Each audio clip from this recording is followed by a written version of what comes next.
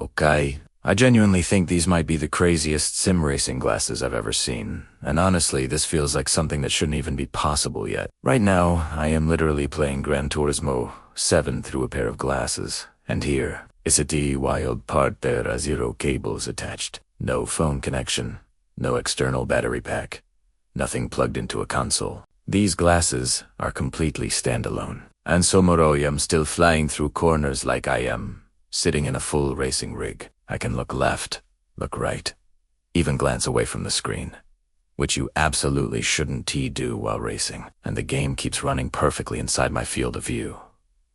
So naturally the big question is, how is this even working? In this video, I'm breaking everything down what these glasses actually are, how I randomly ended up trying sim racing inside them, and of course, the good stuff and the not so good stuff after actually using them. These are the Inmo Air 3 glasses, and I first saw them at CES in Las Vegas while checking out some of the newest tech on the planet. Out of everything I tried, these completely caught me off guard. I was so curious that I immediately asked if I could test them properly back home in the UK with sim racing, because honestly, I didn't even know if something like this would function in a real gaming setup. Fast forward a bit, they sent a pair over. And just to be clear, this isn't sponsored, and nobody paid for this video, and somehow getting everything running was way easier than I expected.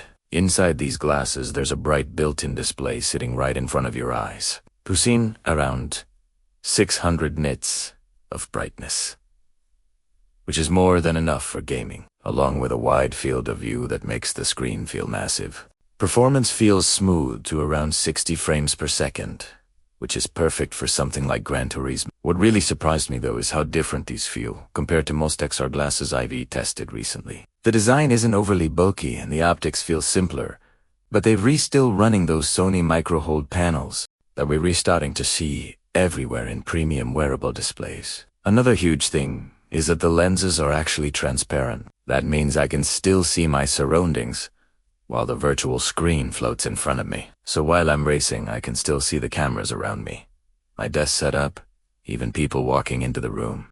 And honestly, that opens up some crazy possibilities beyond gaming.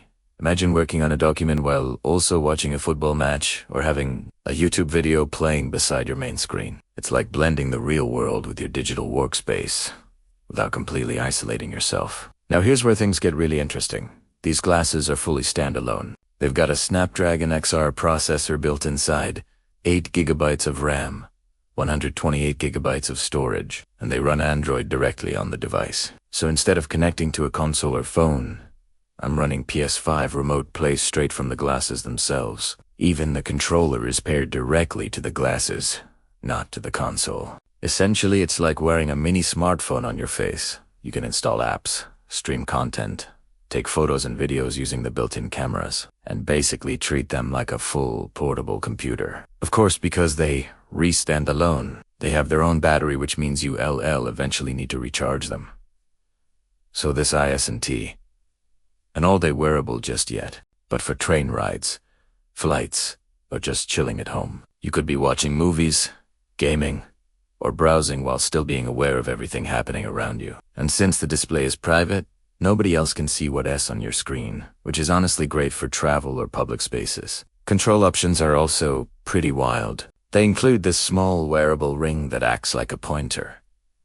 You can move your finger to control menus, tapped, select, and basically navigate through everything in midair. There's also a separate touchpad controller included in the box, plus a touch-sensitive area built directly onto the glasses themselves. And if you want a more traditional immersive experience, there is even a clip-on shade that darkens your surroundings and makes the display pop even more like a cinema screen. Trying to capture the display through a camera is always tricky, but once you see it in action, the screen looks huge, full HD per eye, incredibly bright, and locked smoothly in your view wherever you look. You can also pin the display in space using certain apps, turning it into a floating monitor that stays fixed in your room. The glasses don't get overly hot either, even with all the hardware packed inside, though you can feel some warmth after extended use since the battery and processor are running directly on your head. And honestly, one of the most surreal moments while testing these was realizing I could still see everything around me.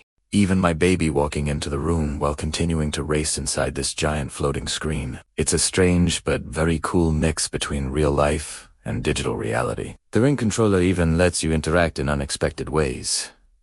At one point, I experimented with using it as a throttle input, which was absolute chaos, but also hilarious.